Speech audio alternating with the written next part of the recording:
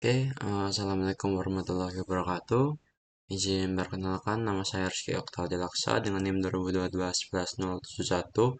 Pada kesempatan kali ini saya akan menjelaskan materi mengenai diagram blok pada mata kuliah Sistem Kontrol Digital dan Optimal. Untuk diagram blok sendiri dia memiliki pengertian yaitu representasi visual yang disederhanakan dari data non rumit menggunakan blok panah dan garis yang saling berhubungan. Nah, diagram blok itu apa sih dalam sistem kontrol? Diagram blok dalam sistem kontrol menggambarkan alur informasi dari masukan hingga keluaran. Komponen utama dalam diagram blok ini meliputi empat komponen, yaitu ada sensor dan aktuator, yang dimana sensor untuk mendeteksi perubahan variabel proses, sedangkan aktuator mengeksekusi perintah dari pengendali. Kemudian terdapat pengendali digital, contohnya microcontroller, PLC, atau komputer yang melakukan pemrosesan sinyal digital. Kemudian terdapat konverter ADC dan DAC, atau ADC yaitu analog to digital converter untuk mengubah sinyal analog menjadi digital. Kemudian DAC yaitu digital to analog converter, berfungsi untuk mengubah sinyal digital menjadi analog untuk aktuator. Kemudian untuk filter digital, di sini berfungsi untuk digunakan untuk menghilangkan noise dari sinyal yang diukur. Nah, diagram blok menggambarkan bagaimana sinyal masukan diproses oleh pengendali digital sebelum menghasilkan sinyal keluaran untuk aktuator. Nah, seperti pada diagram blok ini, diagram blok pada gambar menunjukkan sistem kendali kecepatan motor DC berbasis Arduino Uno dengan algoritma PID atau proporsional integral derivatif yang dikontrol melalui lab view. Komponen utama dalam diagram blok di sini ada 9. Untuk set point di sini dia berfungsi untuk sebagai nilai kecepatan motor yang kita inginkan, yang dimana nilainya itu kita tentukan melalui aplikasi LabVIEW. Kemudian terdapat PID controller, berfungsi untuk menghitung sinyal kendali berdasarkan error atau selisih antara set point dengan kecepatan aktual motor.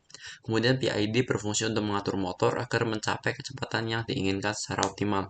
Kemudian terdapat Arduino Uno, berfungsi sebagai pengendali utama, menerima sinyal dari PID dan mengirimkan sinyal PWM ke driver motor. Kemudian terdapat driver motor. Nah, di sini berfungsi untuk menguatkan sinyal dari Arduino untuk menggerakkan motor DC, kemudian mengatur arah dan kecepatan putar motor.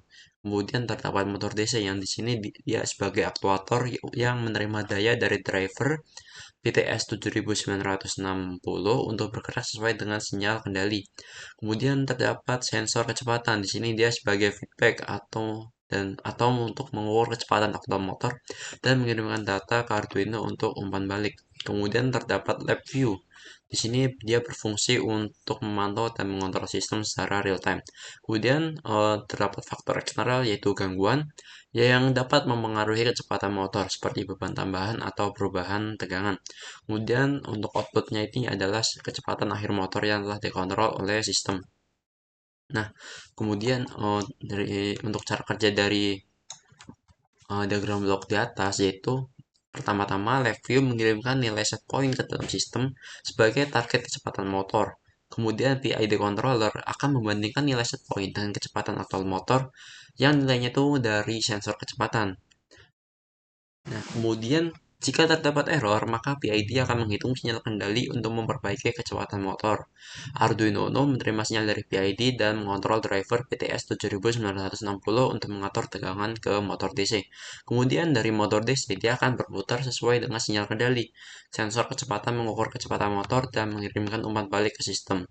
Nah, di sini LabVIEW berfungsi untuk memantau kinerja sistem dan melakukan penyetelan parameter jika diperlukan.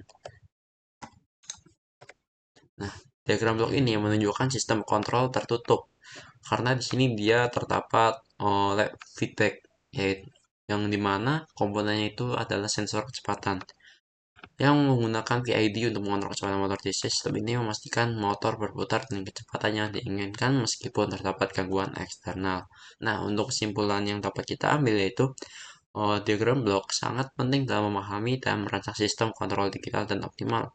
Penggunaan metode analisis seperti transformasi Z, root locus, dan butuh plot dapat membantu dalam mendesain sistem yang stabil dan efisien. Kemudian untuk implementasi kontrol optimal diterapkan di berbagai bidang, contohnya adalah robotika, kendaraan otonom, dan smart grid. Kemudian tantangan utama dalam mendesain diagram blok yaitu meliputi pemilihan parameter yang tepat dan pemrosesan data secara real time. Mungkin sekian dari saya. Wassalamualaikum warahmatullahi wabarakatuh.